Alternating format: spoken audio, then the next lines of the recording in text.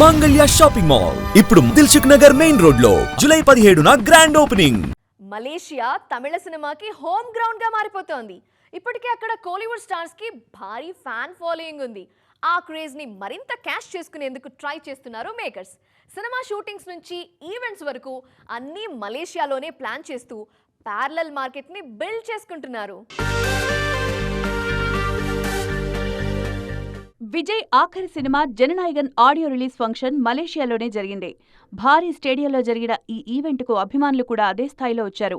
ఈ event cinema మీద క్రేజ్ను పీక్స్కు తీసుకెళ్లింది. అందుకే రజనీకాంత్ కూడా ఇదే ఫార్ములాను ఫాలో అవుతున్నారు. రజనీ హీరోగా తెరకెక్కుతున్న జైలర్ 2 సినిమా ఈవెంట్ను కూడా మలేషియాలోనే ప్లాన్ చేస్తున్నారు.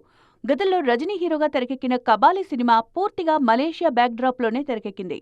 రజనీ సినిమాల వసూళ్ల విషయంలోనూ మేజర్ షేర్ మలేషియా మార్కెట్ నుంచే వస్తోంది. విజయ్, రజనీ మాత్రమే కాదు, ధనుష్, విక్రమ్ లాంటి హీరోలు కూడా మలేషియన్ మార్కెట్ పై సీరియస్ గా ఫోకస్ చేస్తున్నారు. విక్రమ్ హీరోగా తెరకెక్కిన కదరం కొండన్ కౌలాలంపూర్ నేపథ్యంలోనే తెరకెక్కింది. ప్రెజెంట్ ధనుష్ హీరోగా తెరకెక్కుతోన్న ఓం సినిమా నెక్స్ట్ షెడ్యూల్ షూటింగ్ కూడా అక్కడే ప్లాన్ చేస్తున్నారు. తమిళనాట తిరుగులేని ఇమేజ్ ఉన్న స్టార్ హీరోలు ఇప్పుడు ప్యారలల్ గా మలేషియా మార్కెట్ మీద కూడా సీరియస్ గా ఫోకస్ చేస్తున్నారు.